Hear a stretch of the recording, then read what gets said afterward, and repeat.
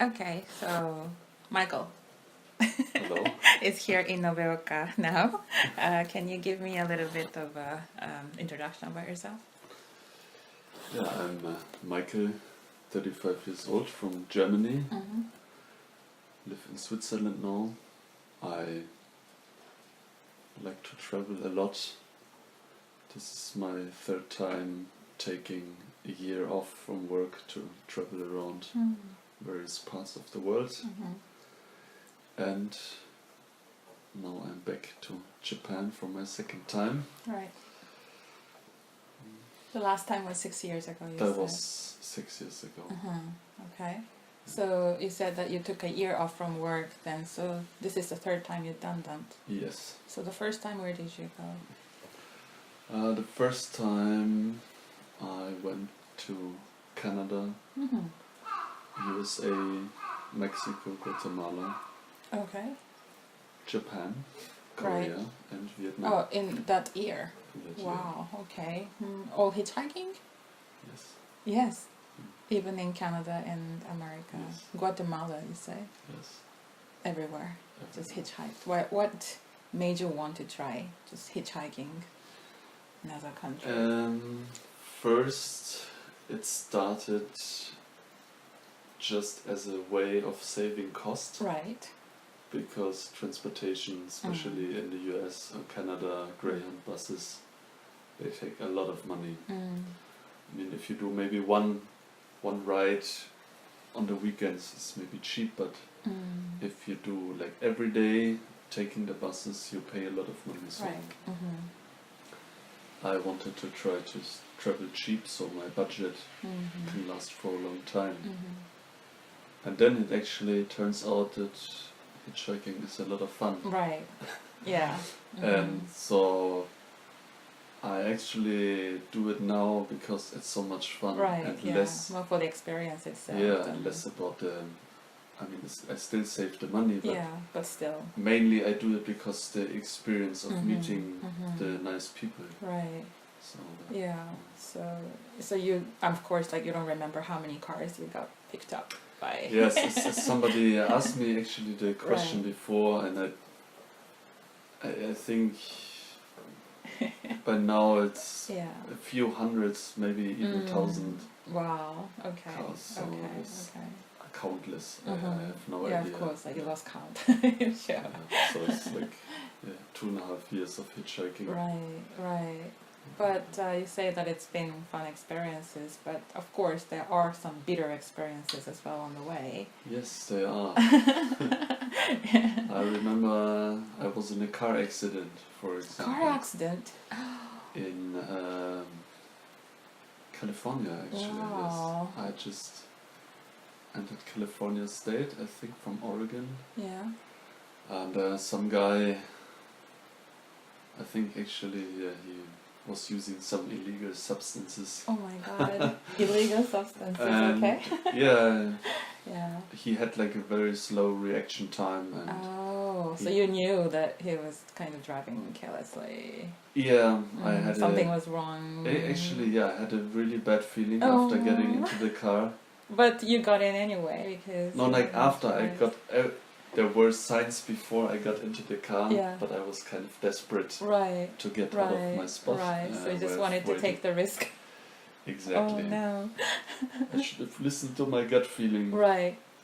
So the accident itself wasn't too bad. I Mm-hmm. got out pretty unhurt. Okay. He was So- okay as well. He was okay as well, but his car was basically Wrecked, yeah. totaled. Yeah. Okay. So Wow. yeah, that was a lesson for me. Yeah. But Overall, like mostly it's actually I always think of hitchhiking as like cheating, because when you go to a country and you stand at the road and the people that stop for you, like 99% are very nice, friendly yeah, people because who they're like willing to to help. help you. Right. And Okay. so the people invite you for food and drink and sometimes even shelter for the night. So when you only hitchhike through a country, you basically have the impression that the whole country consists of only amazing, helpful people. Yeah. I mean, not Okay. in every country you have different kinds of people, but as a hitchhiker you always meet the very nice people, of course. and that's gives Otherwise, you a kind of a positive, distorted view of a country, I would say. But I like it. So you've done hitchhiking in Canada, America, Guatemala, and what other countries? Many other countries. Yeah, I hitchhiked a lot of countries in Europe as well. I hitchhiked also to Istanbul from Europe, which was also fun. And Belgium, Netherlands. So you're gonna do this hitchhiking journey, well, in the future as well. I mean, you're gonna continue doing this for a while. On this trip for sure, and then after that, I don't know. How do you find Japan as a hitchhiker? For a hitchhiker, is it easy to get picked up here? It's fairly easy, though not as easy as in other countries. Oh yeah, it's more challenging here. It's kind of funny because you can kind of see the internal dialogue of the people when they drive by you. They are so surprised of seeing you standing there. They're like kind of in a shock state. Yeah, you are hitchhiking here. And by the time it would come to decide to stop or not to stop, they're already past the point to actually be able to stop. Okay.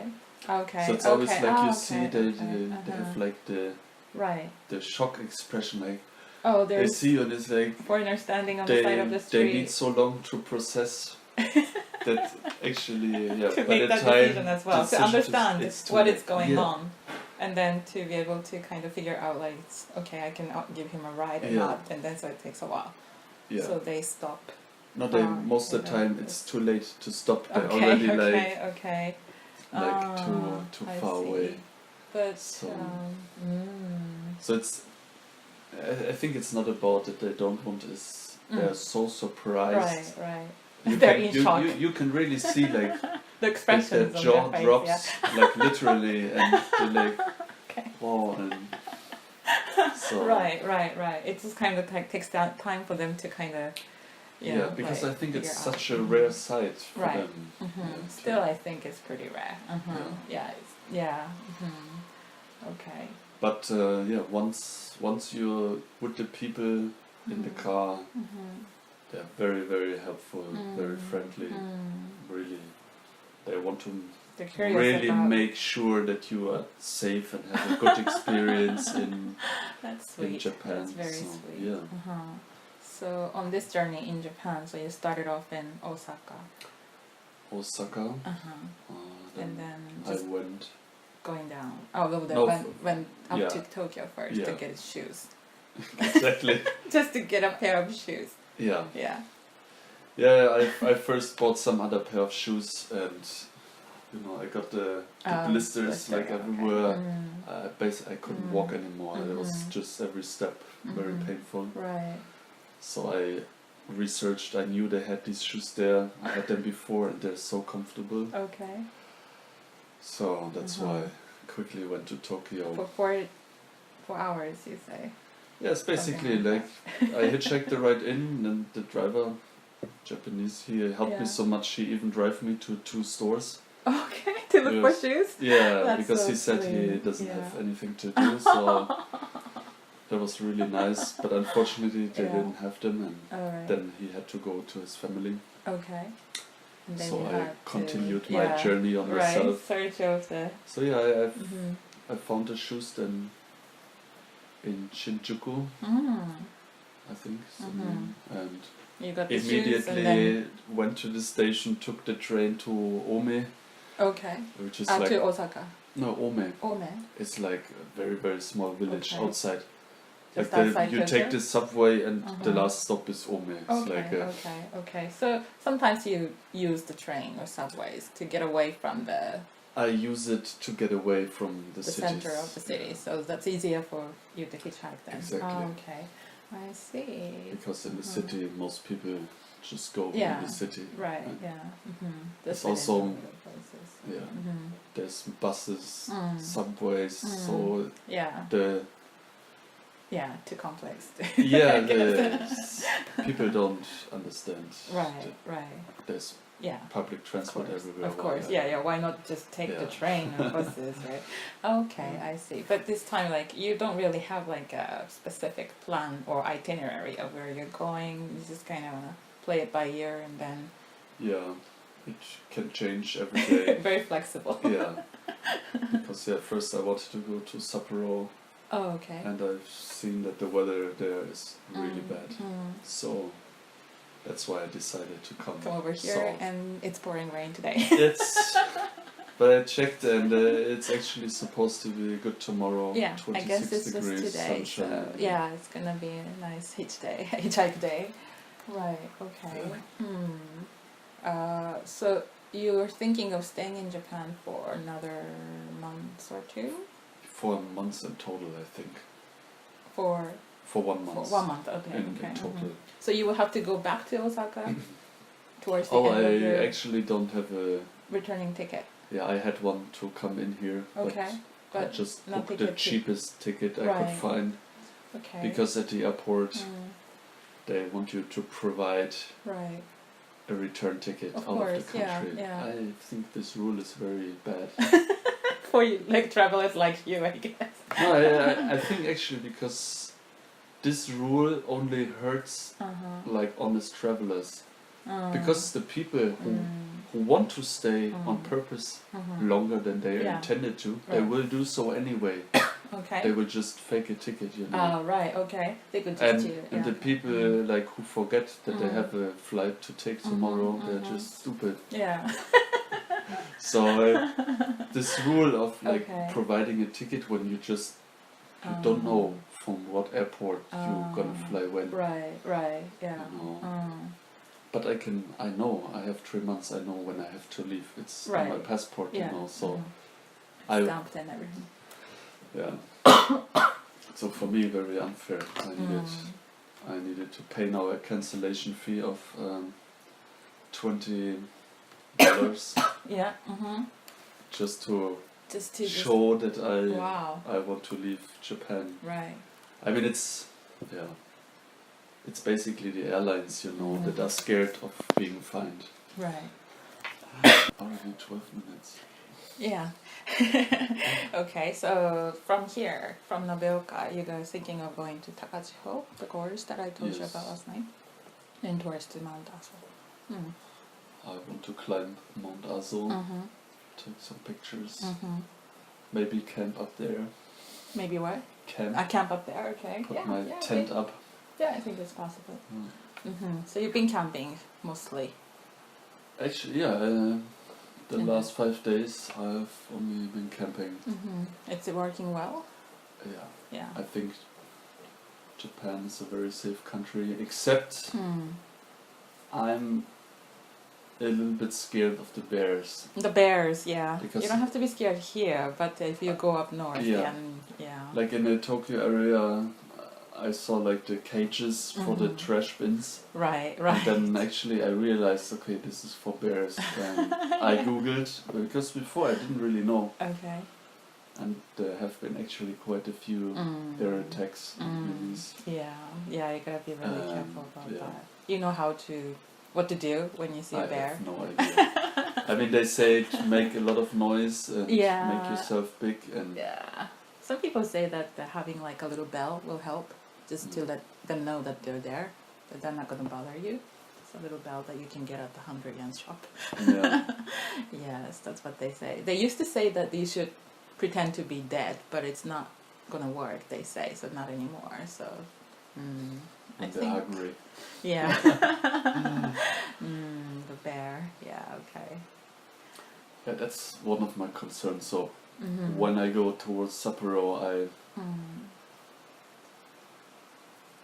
I mean, maybe urban camping I did in Tokyo. Where do you camp in Tokyo? No, sorry, in In Osaka, Okay. I did urban camping. Yeah.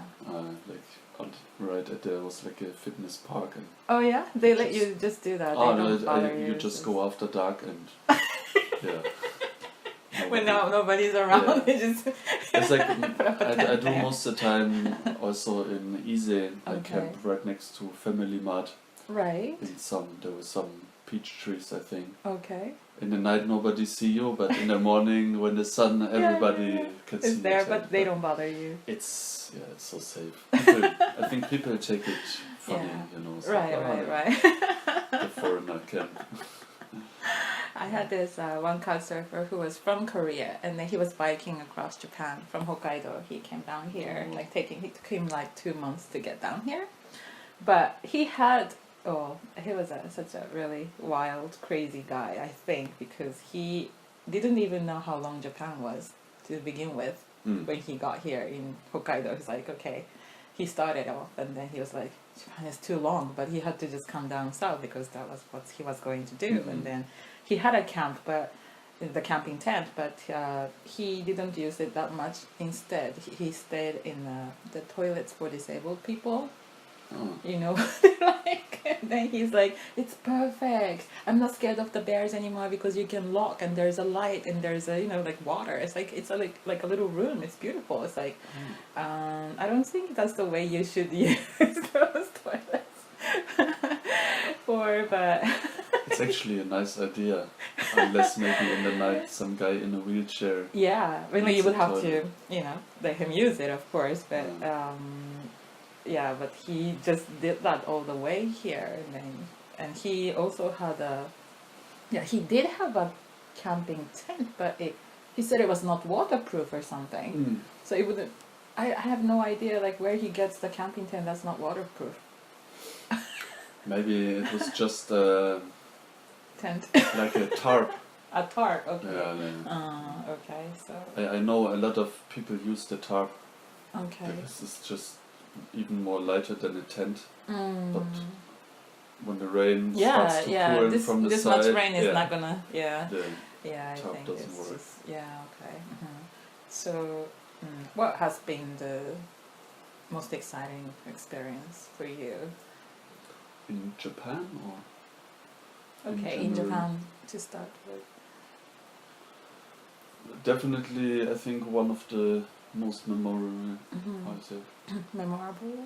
experiences was Mount Fuji 6 years ago. That you was- climbed to the top. Yes, there was There was the achievement in itself and Yeah. also the view from the top. So you got to see the sunrise, No, I was too late. but still, Yeah, you got this amazing view. yeah, it was fantastic. Was it the highest mountain that you climbed? Yeah, Okay. it's I think 4,700 3,700. or is it 3,000? Yeah. Is it only? Well, they say 3,776 meters. Yeah. Okay, so So you thought it was 4,000. I actually thought it was 4,700. Okay. But yeah, it's 1 kilometer shorter. Yeah, actually it was really tough. I remember Yeah. the first. I mean, I hitchhiked the car to station 5, I think, the highest station you Okay. can drive, Okay. and from there Yeah. I walked. Yeah. It's actually not that far. Okay.